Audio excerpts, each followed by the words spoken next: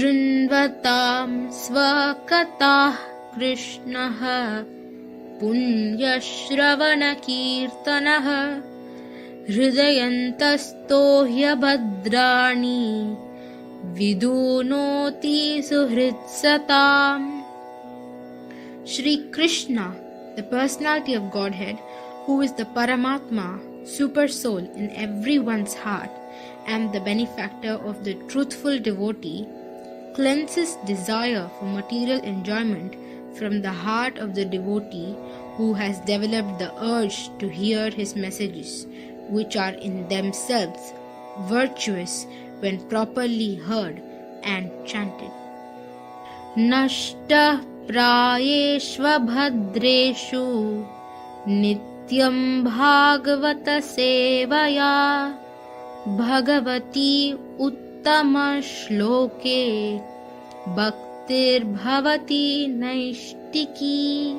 By regular attendance in classes on the Bhagavatam and by rendering of service to the pure devotee, all that is troublesome to the heart is almost completely destroyed, and loving service unto the personality of Godhead, who is praised with transcendental songs, is established as an irrevocable fact.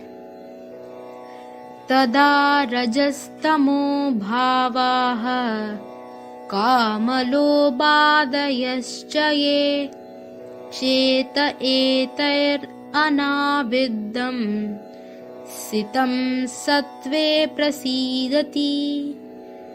As soon as irrevocable loving service is established in the heart, the effects of nature's modes of passion and ignorance, such as lust, desire, and hankering, disappear from the heart. Then the devotee is established in goodness and he becomes completely happy. Evam prasanda manaso bhagavad bhakti yogataha Bhagavat Tattva Vijnanam Mukta Sanghasya Jayate.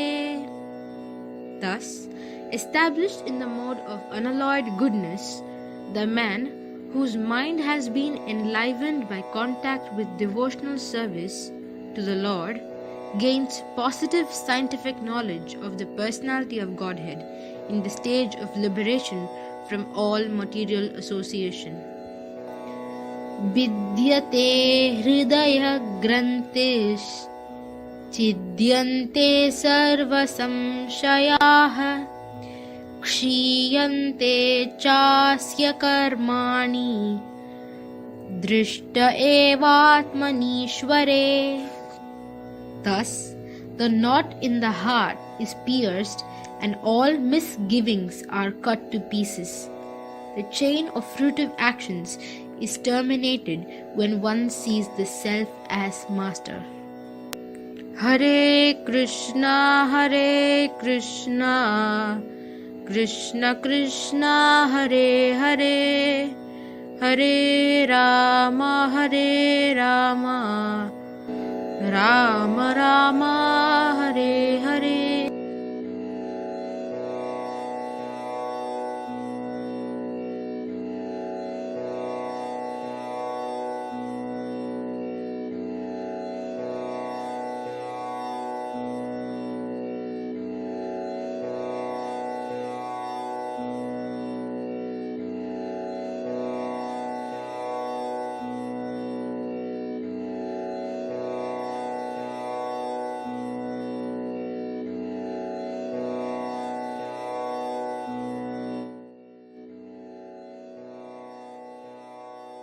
Radha Kuda Giri Govardhan ki jai, Sri Vrindavan Dham ki jai, Navadvip Dham ki jai, Ganga Jamuna Tulsi Bhakti Devi ki jai, Ananta Koti Vaishnava Vrinda ki jai, Samaveta Bhakti Vrinda ki jai, Go Premanandi, all glories to some of the devotees, all glories to some of the devotees, all glories to some of the devotees, all glories to Sri Guru and Sri Gauranga, all glories to Srila Prabhupada.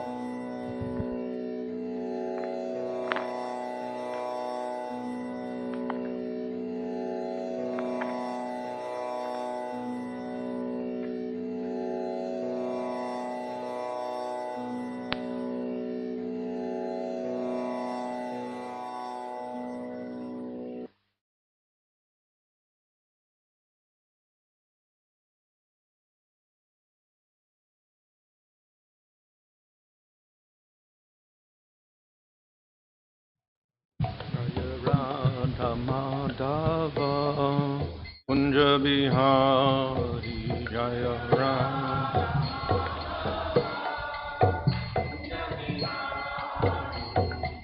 Gopi Jana Vallabha Girivardhari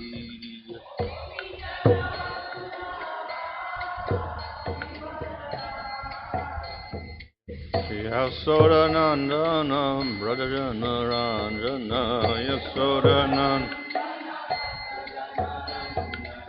Jamunatira Vanachari Jamunatira Jaya Radha Madhava Kunja Bihari Jaya Radha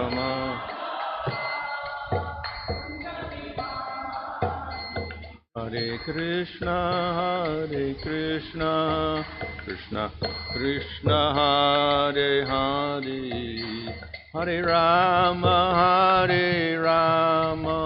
Rama Rama, Hare Hare, Hare Krishna.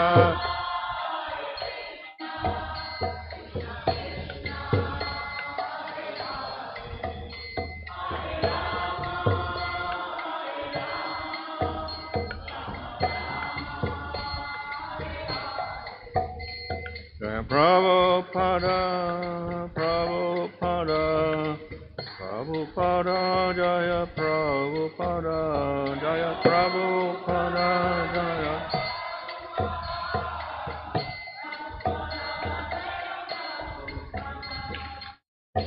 Jaya Vishava Paramaha Subhava Radhikacharya, also Sri A.C.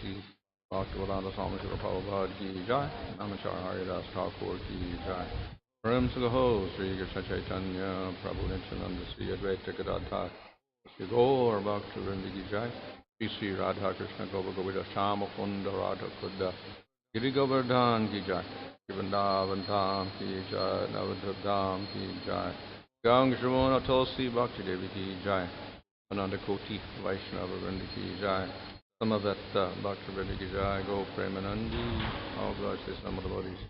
All glories to some of the devotees, all glories to some of the devotees. All glories to Sri Guru and Sri Guranga, all glories to Srila Prabhupada. Om Namo Bhagavate Vasudevaya. Om Namo Bhagavate Vasudevaya. Om Namo Bhagavate Vasudevaya.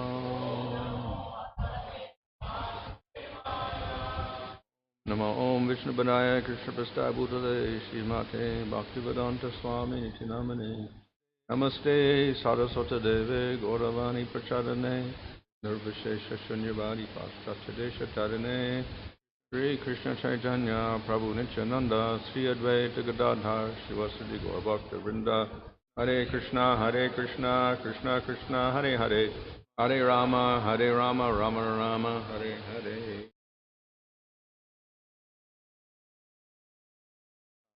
Reading from Srimad Bhagavatam, Canto 10, Chapter 82, verse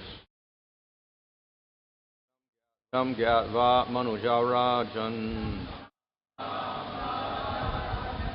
Purastat Eva Sarvataha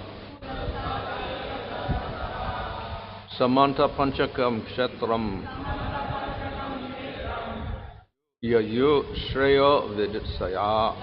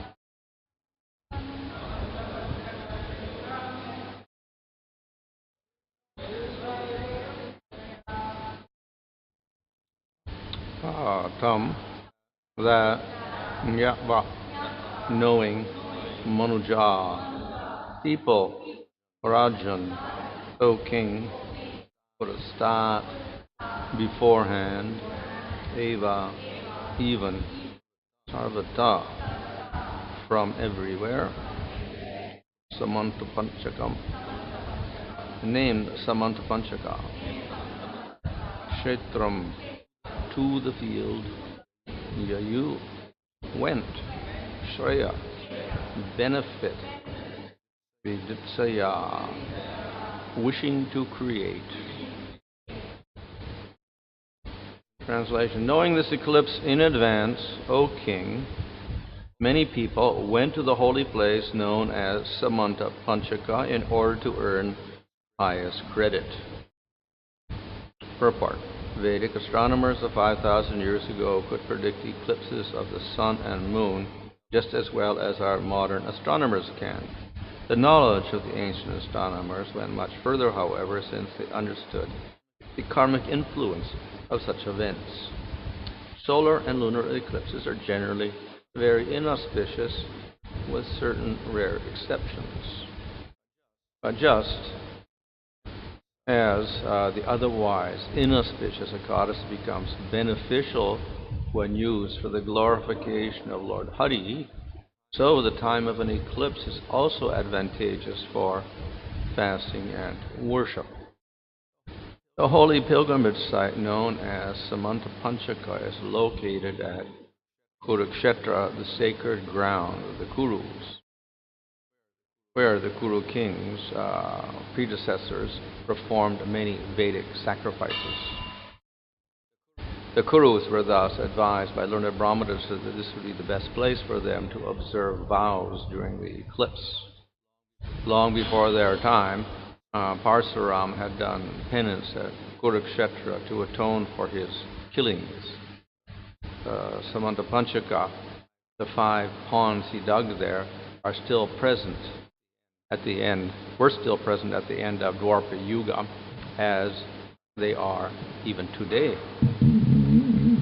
After ridding the earth of kings, Lord Parsuram, the foremost of warriors, created huge lakes from the king's blood at Samantaka Panchaka. Although he is never tainted by karmic reactions, Lord Parsuram performed sacrifices there to instruct people in general. Thus he acted like an ordinary person trying to free himself of sins. From all parts of Bharatvarsha, a great number of people now came to that Samanta Panchaka on pilgrimage, O descendant of Bharata. Among those arriving at the holy place were many Vrishnis, such as Guda, Pradumna, and Samba, hoping to be relieved of their sins.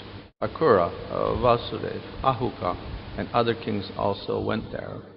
Aniruddha remained in Dwaraka with Suchandra, Sukha, and Sharana to guard the city, together with Kritavarma, the commander of their armed forces.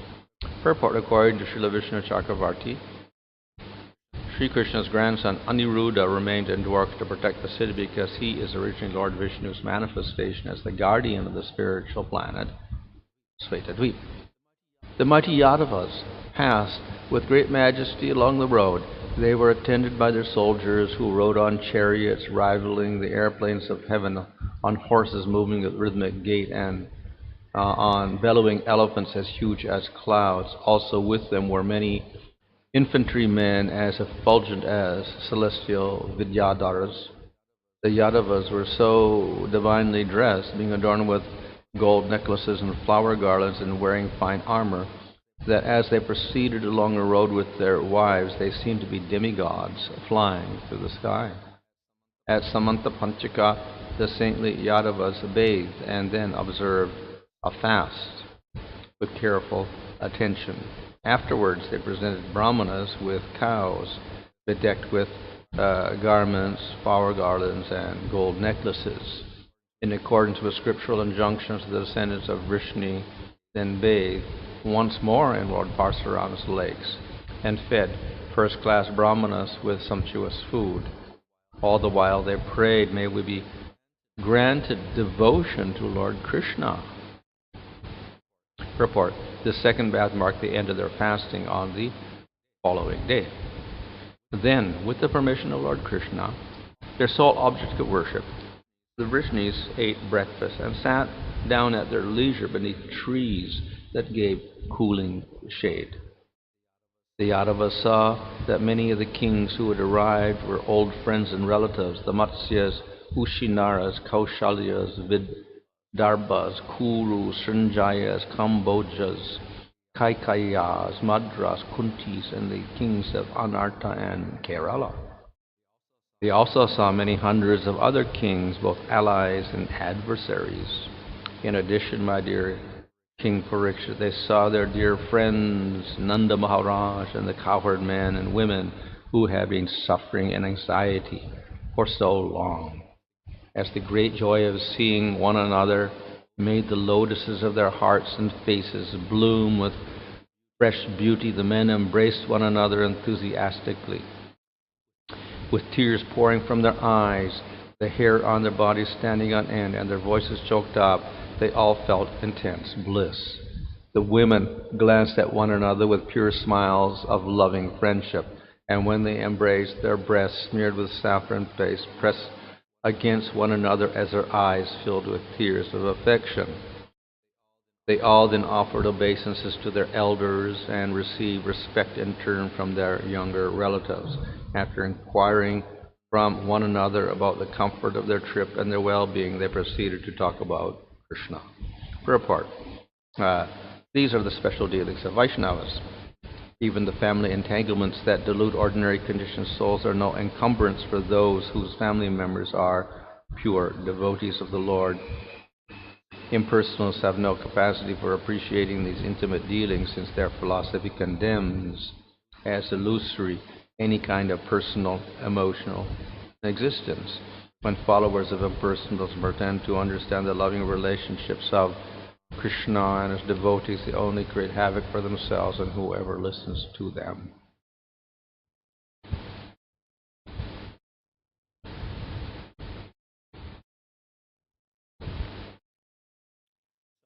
So here we have the events, the first events of this story told. That is, the people gathered and they went to the place and they bathed, and then they fasted, and then they bathed again, then they ate their meals, and then they discussed among themselves about Krishna and other topics like that. So that's the basic setting. And in among the people that came there, we find various groups of people, and the people of Vrindavan also came there. So here, the eclipse itself generally is considered inauspicious, impure. It's not a normal event. We have the sun shining in the sky, and it sets at night. So that's regular. And if that is interrupted, then that is inauspicious. So when the sun or the moon gets dark when it's not supposed to, then that is considered inauspicious. Of course, the sun sets at night, and every month we have a Amavasya where the moon is also dark, but that's very regular and predictable, happens all the time. So even then, of course, generally the Amavasyas are not considered auspicious, dark moon. So when we have eclipses of the sun and moon, which means when it's supposed to be a full moon or the sun is shining in the daytime and then it suddenly goes the opposite, then that's considered to be very irregular and inauspicious. Of course, the idea of darkness is automatically there, tamas, by the absence of light. So at those times, generally, it's considered to be great impurity. So we know that in Lord Chaitanya's time, they counteracted the impurity by bathing in the Ganga and chanting the name of the Lord. here they counteracted that impurity by fasting and bathing in the Samanta Panchaka place. So, as is mentioned here, the place was at Kurukshetra, the field of the Kurus. So it was this whole dynasty of Kuru members and others that gathered here because it was sacred to them. And moreover, Parsuram had here done austerities also, sacrifices, etc., to purify himself of killing so many kshatriyas. So therefore it is the pastime place of an avatar of the Supreme Lord. So it gets added significance because of this. So to create purity, the people went there and bathed in the river, or in the ponds, and they fasted. So fasting is, of course, also a purificatory process. We see people fast on Ekadasi, or we fast on the appearance day of the Supreme Lord. So the fasting is a type of purification of the body. Fasting, of course, means absence of food. And generally, because our bodies are not in such good shape or whatever, the fasting is very beneficial to purify the body by simply not eating it as a purificatory effect. So this, of course, is made more auspicious by fasting on certain days. So we purify ourselves on the appearance day of Krishna or on Ekadasi, and then we perform spiritual activities like hearing and chanting, etc. So then this becomes very spiritually beneficial. It's not simply a physical purification, but rather it becomes an opportunity for advancing spiritually. Since it is the appearance day of the Lord, or Ekadasi is called Harivasara, the day of the Lord. So very, very special for honoring the Supreme Lord. So if we worship the Lord on those particular days, we get some special benefit from that. So fasting is considered to be purificatory, but then it's done along with spiritual activities. It becomes very, very powerful. Yeah, in this case, that we have the eclipse. So the eclipse is now considered to be very auspicious, but we counteract that by the fasting process, and that way we purify our body. And then we have the holy river also to purify. Not only it can purify us physically, but also spiritually, because this was a sacred place of Parsuram. And furthermore, by spiritual activities such as kirtan and chanting and discussing about the Lord, hearing, etc. We can make the event very, very spiritual. So this is what the people of Dwaraka and others did. They all gathered here, and they fasted and bathed in the river, etc. And everything was completed, and then they met together in a very friendly manner. So that is described here, how they had many friends and again met together in a very jovial mood after long separation. So this is it's an introduction to the meeting of the people of Vrindavan with Krishna. But we have this introduction to indicate to some degree the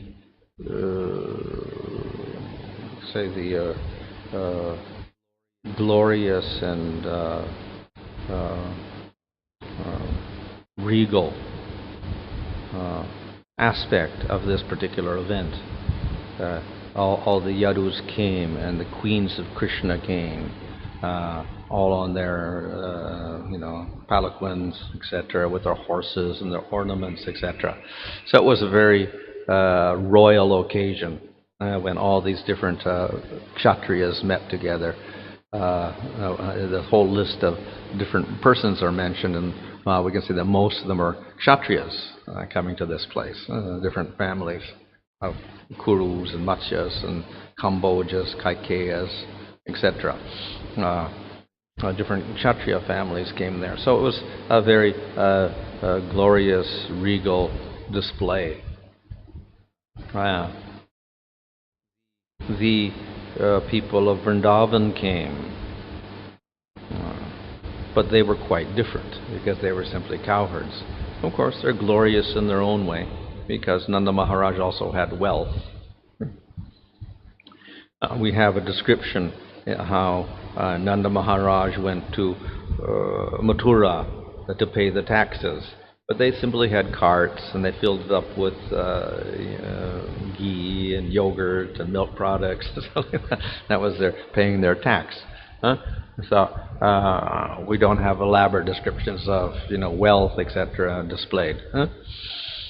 So therefore, the people of Vrindavan were quite different from the people of Dwaraka. Very, very great contrast. So Krishna had to deal with both sides. The one, he had to satisfy all the royalty there, the Yadus, and then all the other groups that were there, and display his power and opulence for them. And then he also had to satisfy the people of Vrindavan, who were not impressed by this show of opulence and pomp, etc. They were not impressed at all. In fact, opposite. They didn't like it. We have Krishna put in this position where he had to satisfy both sides. As we see, ultimately, even though he shows great affection for all these different persons here, and he has great affection for the Yadus, ultimately he had more affection for the people of Vrindavan. And after everything was finished, he stayed there with the people of Vrindavan and sent everyone else away and sent the people of Dwaraka back to the city. But he stayed there because of his great attachment to those people, even though he was in quite a different position now. So this introduction here serves the purpose of showing the great contrast between Krishna at the present and the people of Vrindavan and Krishna as he was in the past. A very, very a great contrast between the two things. So though Krishna was in the present and he was occupying this great position of power, we see that he never forgot the people of Vrindavan, and he was more attached to them than anything else. So though he has attachment to the Yadus and he participates in all of their royal activities, he is more attached to the people of Vrindavan. And why is that? It's not a matter of wealth or no wealth or varna, etc. It's simply a matter of the strength of their devotion. The devotion, the intimate devotion of the people of Vrindavan was corresponded to Krishna's devotion for them. And therefore, this was what Krishna was most attracted to, that great devotion of the people of Vrindavan, without regard for their status or anything else. So that is made clear later on. Though Krishna was now in a different type of position, his mind was still with the people of Vrindavan. It may not be apparent, but because he's, in Dwaraka fighting demons, going to the assembly, etc. But at the same time, we can intuit that from the way he responds to the people of Vrindavan. And of course, in the Brihad Bhagavatamrita, we find there a more detailed description when Narada Muni goes to Dwaraka, and there he finds that Krishna is absorbed in the people of Vrindavan. And when he praises the Yadus, you're the most close associates of the Lord because you always get to be with the Lord. And then they say, no, we're not with the Lord. We see him only in the morning when he comes to the assembly. And then he disappears, so we don't see him. Once a day we see him, and he's not there. Huh? And of course, then they say, well, actually, Uddhava's dear, because Uddhava goes with him to the assembly. He also goes with him to his palaces, so Uddhava's more dear. But then, when Narada Muni glorifies Uddhava, then Uddhava says, oh, I'm not so dear. Like, yes, Krishna's here with me, and I'm with Krishna, and we go everywhere. But actually, Krishna's not here, because he's always thinking of the people of Vrindavan. And even when he's sleeping, he's dreaming of the people of Vrindavan. And when he wakes up, he is lamenting for the people, separation from the people of Vrindavan. Actually, the people of Vrindavan are dearer than anyone. They have the most mercy because Krishna is always thinking of them. So in this way, people of Vrindavan are glorified there. So we should never think that though Krishna looks like he's preoccupied here, same time, he also feels that great separation. And therefore, he finally fulfills his promise and he returns to Vrindavan later on. And then he stays there with them and enters into eternal pastimes with them because of his attachment to them. On the other hand, this does not mean that the Yadus were not devotees. They are also great devotees of the Lord, and they're also eternal associates. So we see that when Krishna disappeared, finally, from Dwaraka pastimes, he actually didn't disappear. Because in Dwaraka, the Yadus and Krishna eternally perform their pastimes there also. So he's attached to the Yadus also. And even though he disappeared from the earth, and the Yadus also seem to disappear, actually they remain eternally in Dwaraka, and Krishna is there with them, performing pastimes. So he has affection for the Yadus also in Dwaraka. He doesn't neglect them at all. But simultaneously he has his attachment to the people of Vrindavan, and in fact he manifests more attachment there for the people of Vrindavan. So by the supreme power of Krishna, he can satisfy everybody in whatever mode of devotion they have. So the Yadus have one type of devotion, which is mixed with the understanding that Krishna is Supreme Lord. And the people of Vrindavan have devotion with no idea that Krishna is God. They only appreciate their relationship with him as a friend or lover or parent, etc. So Krishna satisfies both parties by manifesting himself for them and responding appropriately at all times.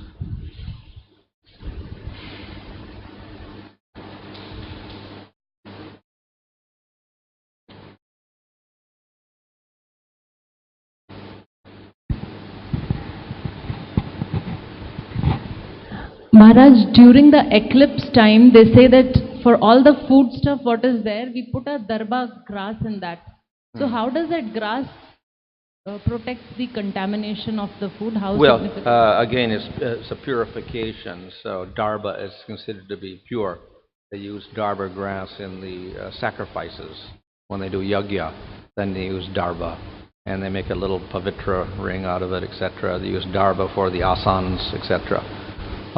Apparently, it is said to be darba grass arose when Varaha dove in the water, and then he came out of the Garbhodak ocean and he shook himself off, and the hairs from his body became the darba grass. So therefore, it's got some special purity to it also. Is it the same with tulsi also? Like instead of darba, can tulsi be used? no? I suppose so. One could use Tulsi also, because Tulsi is pure. We could just use Ganga water or whatever, but traditionally they use Darba grass for some reason. Maybe that's the Vedic system. It's mentioned that inauspicious Ekadasi day becomes beneficial when used for the glorification of the Hari. So eclipse itself is inauspicious. So mean that on that particular time, if the devotee engages them in devotional service, like it counteracts the negative impact. Like What is that? on the day of eclipse, Yeah. it's inauspicious. Yeah. We do any auspicious thing. Yeah. But here it is said we can do the Hari Bhajan and glorification. Yeah. Actually, the Ekadasi is not really inauspicious. It's called the day of Hari. So actually, it's very auspicious. It is not. It's not a Amavasya. Amavasya generally is considered to be a little bit not so auspicious in terms of muhurta. Other days, they have various degrees of auspiciousness, but Ekadasi is not particularly inauspicious as such. Other days are, might say, more inauspicious among tithis, but the main thing is that it's called the day of the Supreme Lord, Harivasara. So it's a day to commemorate the Lord. Different days, different tithis are, I think, different deities you worship. I think Lakshmi is worshipped for one tithi, etc. Like that. So 11th day is the day of the Vishnu.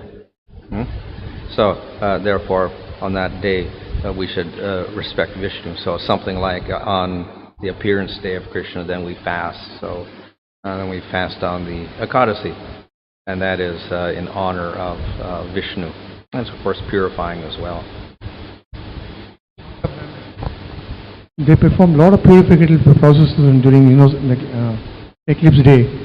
So sometimes they criticize ISKCON devotees, you're not into that, you people are only chanting, because we don't do much of that preliminary auspicious. Well, it's just a matter of how far we want to follow rules of different scriptures. So if we depend on the Smritis or the Vedic rules, then those people follow those particular rules, and then they get purification or they avoid impurity. But we know that devotion to the Lord and chanting the holy name are the most powerful purifying processes and most beneficial processes to counteract any inauspiciousness. So therefore, if we do those, that also very, very good. It may not be the same as the other rituals. It looks quite different and also quite easy compared to the other rituals, but the power is there. And therefore, the devotees prefer to do this because it's directly related to the Supreme Lord and most powerful as well. Okay? So we see at the time of the eclipse of, there was an eclipse of the moon, I guess, when Chaitanya Mahaprabhu was born, then they were chanting the name of the Lord and bathing in the Ganga. So that was done by the people at that time. Sometimes people may question that even Krishna himself performs all those purificatory processes. Why you not do? Lord himself follows all those in regulation. He goes to the pilgrimage place, offers oblation. Well, he does, but in a certain way, and also not completely, we can say, because he also broke the rules in certain cases, like he took his food in the house of the what is his name in Mathura, the fallen outcast or whatever, Subudhi Rai, who was condemned to be an outcast because the Muslims sprinkled water on him, like that, or he carried out the funeral rites for Haridas Thakur, and he touched his body when he shouldn't touch the body of a Chandala or whatever, or an outcast, a Yavana or whatever. So yes, he followed, but then he also broke the rules in deference to honoring the Vaishnavas. And of course glorifying the process of bhakti. And we understand that to the extent we are pure, that much we have to follow the rituals. If we are very pure, no need to, like Madhavendra Puri, he says, I don't want Homa, I'm not Rana, debtor to anything. I only want to worship the Lord's feet. Well, there's different degrees. If one is renounced, like a Babaji, and is qualified for that, then he doesn't have to follow anything. If one is not born in the Varna ashram system, then he's also not obliged to follow anything technically. He's not qualified to. So therefore, he takes shelter of bhakti, and that's sufficient for him. And the person who is fallen also, like Subudhi Rai or others, again, they're not obliged to follow the Vedic rituals of purification. But they follow the process of bhakti, and that takes the place also. Those who are born into the system, then they are obliged to follow it according to that system. At the same time, we also recognize that the process of bhakti is the highest punya, the most purifying, and the most spiritual process. So,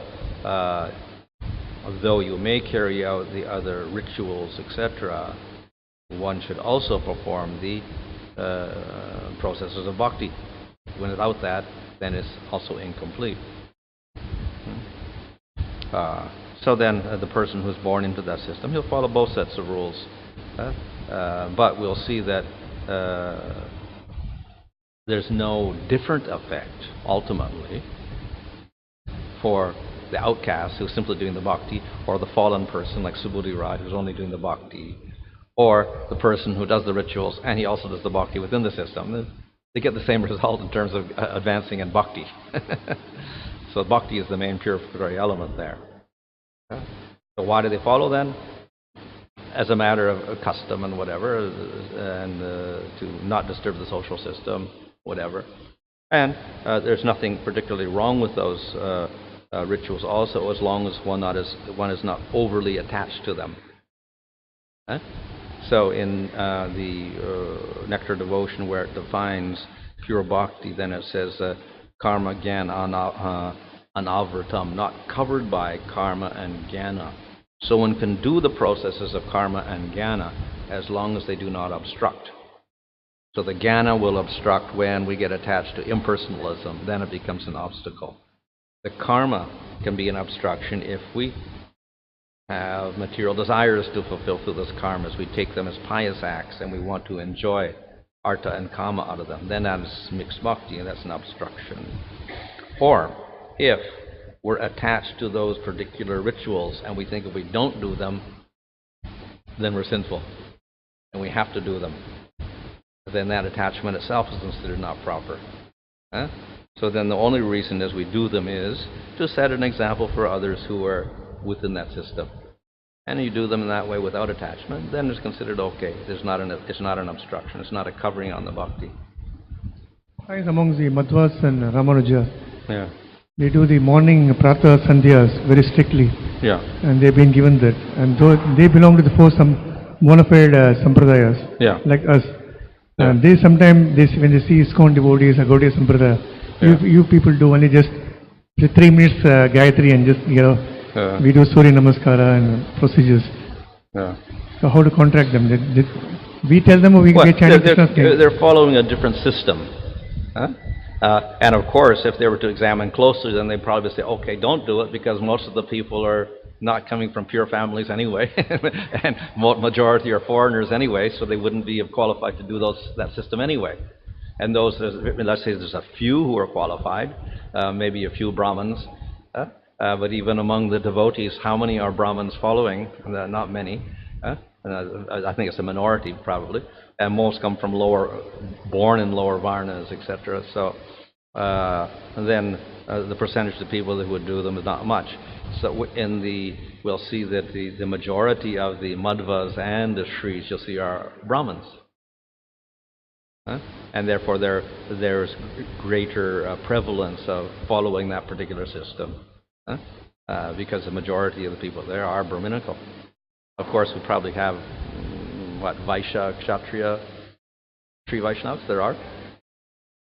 Yeah. They follow everything though, Vedically, or the less. Madhvas don't allow, Ramanujas allow. Yeah, so Madhvas not at all, I think. You don't have only any. Brahmins. It's all Brahmins. So then it's automatically they'll be following that system, because the majority of people are like that. So more emphasis there. When a devotee in ISKCON, who's born in a Brahmin family to do the morning sandhyas? They can do. If he Not can, a problem. provided he finishes 16 rounds. Well, yeah, they should not sacrifice bhakti, the vidhis of bhakti for the normal, rituals they do.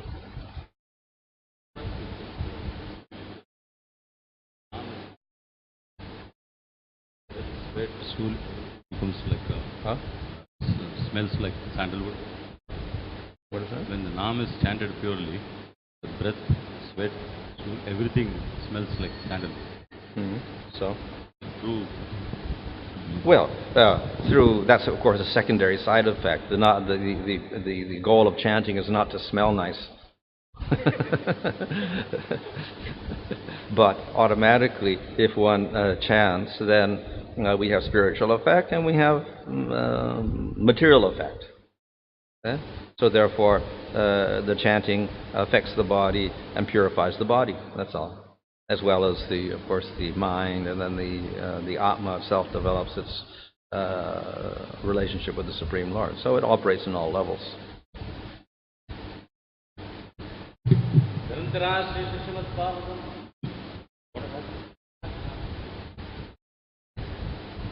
Maharaj, we hear that the one who understands Krishna, automatically he becomes superior to Brahmana. Like that we hear. So, will that become wrong, that if he does any of the activities which Brahmana is supposed to do, even though he is outcast, means he is not supposed to do, but since he is a devotee, so Can he do?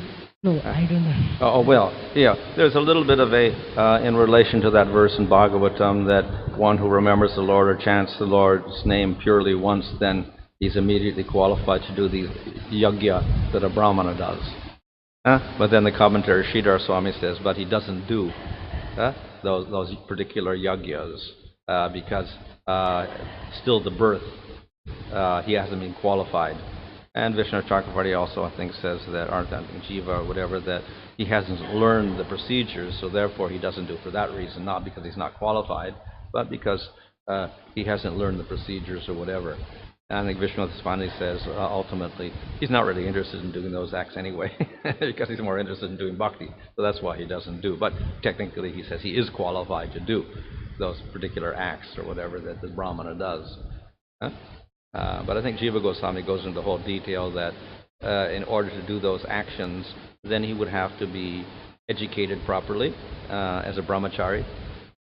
So therefore, he would have to take a birth and then get educated to learn the different mantras and the different techniques and have a brahmachari education. Then he would be qualified to do the sacrifices and whatever like that. Sometimes the intercaste marriage is increasing. A Brahmin boy marries the lower, even Madhvas and Ramanujas, Iyengar, they get married to their Harijan or whatever. Yeah. So future we may have a completely mixed population. There will be no any pure lineage. Yeah, I don't know what the rules are. Probably within Shastra has its rules. Technically they're outcasts or whatever. They end up in a lower varna or something like that, or they're outcasts actually. Some of the mixtures they become like mlechas or something. They're considered mlechas because of the mixture. But as far as each sampradaya, they probably have some sort of procedure for handling that. I don't know what they do.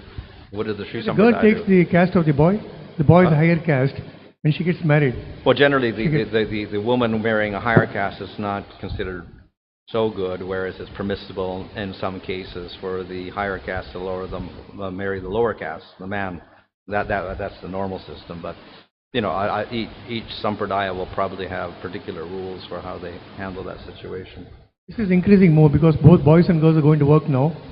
They get associated in the office and they get married. They don't see what caste you are. They just want to... Yeah. So that means that the technical varnas in terms of birth disappear. But then we have the other thing, the varna by qualities.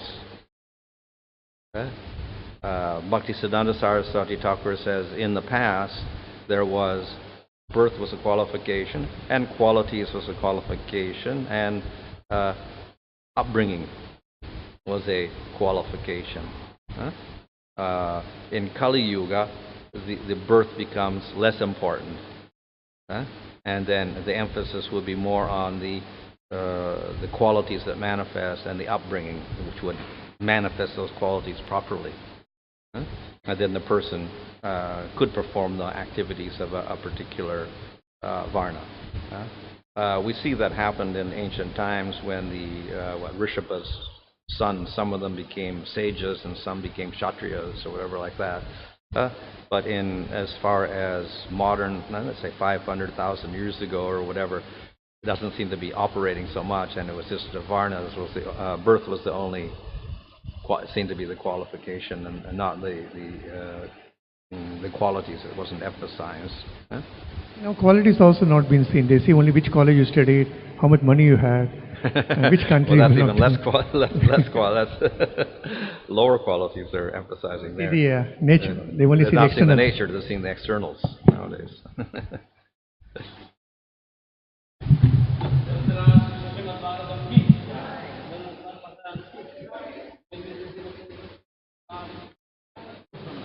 Hare Krishna, Krishna Krishna, Hare Hare, Hare Ram, Ram Ram, Hare Hare.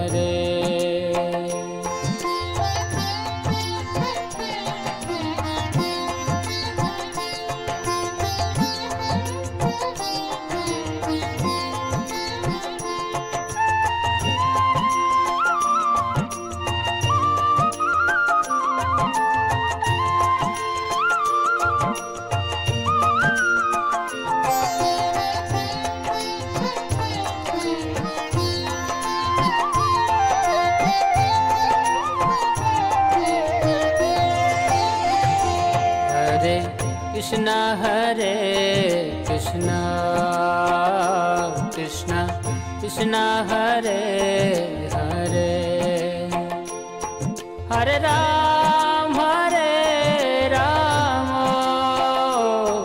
Ram Ram, Hare Hare.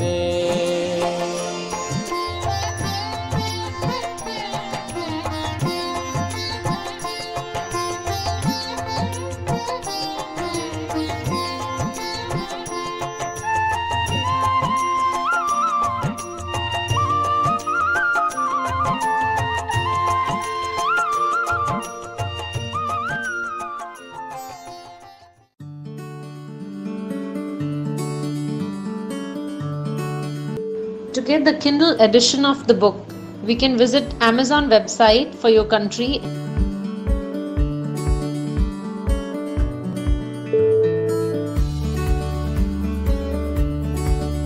and sign in with your account.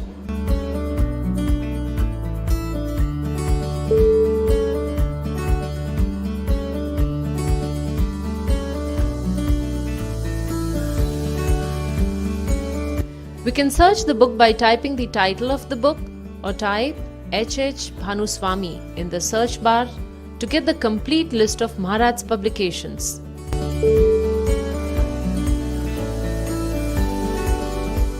By clicking H.H. Bhanuswamy, we can see the entire library. Let's select a book, say Gopal Champu.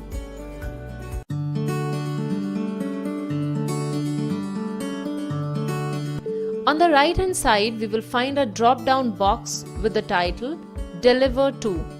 Click on it to select your device. Click Buy Now and proceed with your login details and complete the payment process.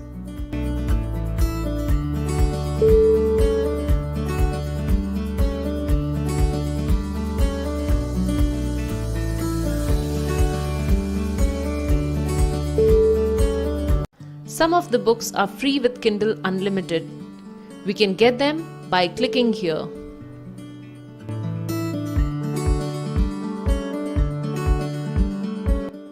To get the paperback edition, please click here.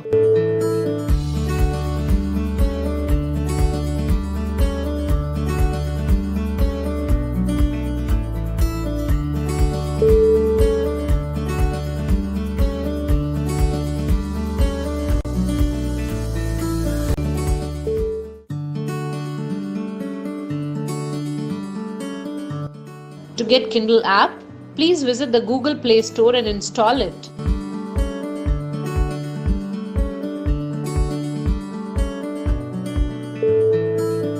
Open the Kindle app. Click on Start Reading.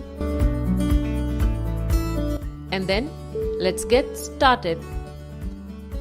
If the search box is not there, click Next till you find the search box. We can search the book by typing the title of book or type H.H. Bhanuswamy in the search bar to get the complete list of Maharaj's publications. By clicking on See More, we can get the entire library. Select the book. You can also check the sample by clicking here.